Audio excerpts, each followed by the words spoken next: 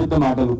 ఈ మధ్య ఏమైందంటే కాంగ్రెస్ ప్రభుత్వం వచ్చే నుంచి పెద్దోళ్ళని తిరిగితే మేము పెద్దోళ్ళం అవుతామన్న ఆచరణ ఫాలో అవుతున్నారు అందరు కాంగ్రెస్ వాళ్ళు. హరీష్ రావు గారిని పట్టుకొని హరీష్ రావుకి పని లేదు, మామ దగ్గర కూర్చోపో నువ్వు, మామని అడుగు, ఇట్లాంటి పదజాలంతో మాట్లాడుతూ ఉన్నారు. హరీష్ శ్రీనివాస్ గారు, దయచేసి నేను ఒక రిక్వెస్ట్ చేస్తా ఉన్నాను.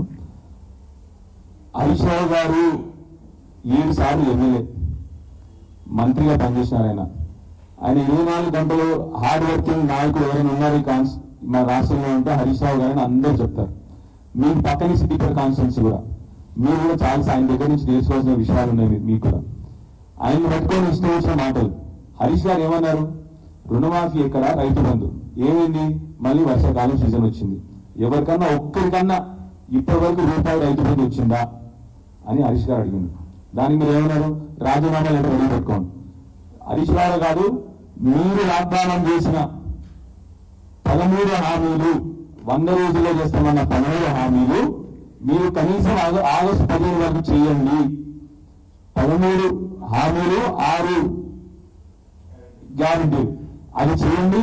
హరీష్ రావు గారు కాదు, మేమున్న 39 మంది ఎమ్మెల్యేలను రాజీనామా చేస్తాం. అంత నిక్కచ్చిగా చెప్తా ఉన్నాము. మాటలు మాట్లాడడం కాదు, పని చేసి చూపెట్టండి దయచేసి. హరీష్ రావు గారు ఏమన్నారు?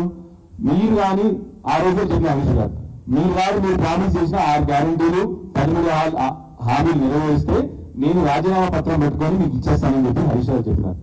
మేమేమంటున్నాం ఇవాళ? హరీష్ గారు, మీరు ఈ ఆగస్టు 15వ తారీఖుకి ఈ 13 వాగ్దానాలు కూడా, మీరు హామీలు అన్నీ నెరవేరిస్తే మేము అందరం కూడా హరీష్ రావు గారితో మీ దగ్గరికి వచ్చి రాజీనామా ఈ పని చేయండి తప్ప హరీష్ రావుకి పని లేదు, హరీష్ రావుకి పని లేదా? దయచేసి నేను ఒకటే విషయం చెప్తున్నాను మీకు. మీరు వచ్చిన కాన్స్టిట్యున్సీ గ్రామీణ కాన్స్టిట్యున్సీ, వెనువాడ మొత్తం రూరల్ ఏరియా. అక్కడ మొన్న మీ ముందర కళ్ళ ముందరే మొన్న అన్ని పంటలు ఉండిపోయినాయి వెనువాడ కాన్స్టిట్యున్సీలో. మీరు అది చూడండి. కానీ హరీష్ రావు గారిని పట్టుకొని పని లేదు. మీకు విషయం తెలియాలి. మీకు మొన్న వచ్చిన ఓట్లు హరీష్ రావు గారికి 7 సార్లు కూడా అంతకంటే ఎక్కువ మెజార్టీ వచ్చింది. మీకు వచ్చిన ఓట్లు, మీకు వచ్చిన ఓట్లు 71,000. హరీష్ రావు గారి మెజారిటీ మొన్న కూడా 75,000 కంటే ఎక్కువ మెజారిటీ వచ్చింది.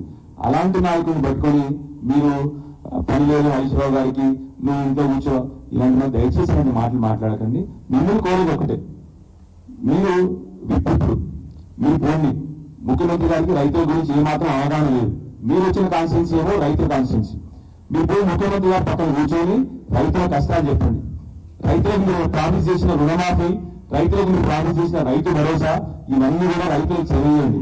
రైతులకు రావాల్సిన మన వర్షకాలంలో మీ కళ్ళ ముందే మన వర్షకాలంలో ఇండిపోయింది. మన ఎండాకాలంలో ఆ వర్షకాలంలో నీళ్లు నింపేయండి. ఇది మీరు చేయాల్సిన పనులు. మీరు దయచేసి ఒక హరీష్ రావు లాంటి మా నాయకుడిని తిరిగితే పెద్ద నాయకుడు అవుతానని అనుకోవద్దు. ఎవరినో మీ పార్టీని ఆనందపరచడానికి పెద్ద నాయకులు తిరగడం కాదు. హరీష్ రావు లాంటి నాయకుడి దగ్గర మీరైనా నేనైనా మంచి చేసే నాయకుల దగ్గర నేర్చుకున్నాం మనందరం కూడా. మనం కొత్తగా మొదటిసారి ఎమ్మెల్యే అయినా మనందరం కూడా దయచేసి తిట్టి గొప్పవాళ్ళం కాము, పనులు తీసి గొప్పవాళ్ళం అవుతాము.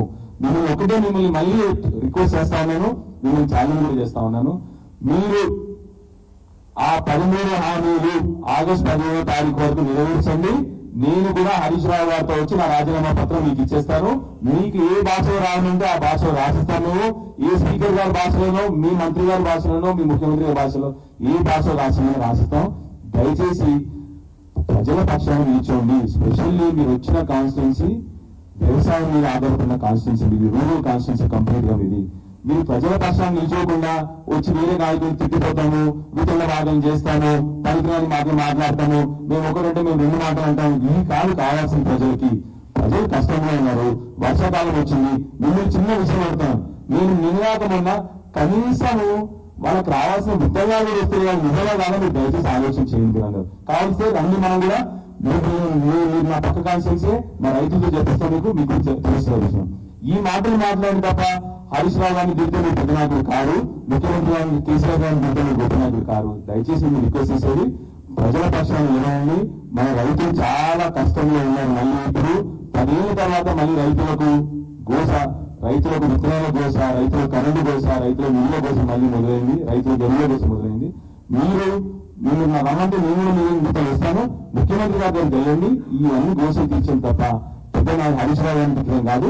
దయచేసి మళ్ళీ ఒకసారి మిమ్మల్ని ప్రభుత్వాన్ని మిమ్మల్ని రిక్వెస్ట్ చేస్తా ఉన్నాను. రైతుల పక్షాన్ని నిల్చోమని చెప్పి మీ అందరినీ రిక్వెస్ట్ చేస్తా ఉన్నాను. Thank you.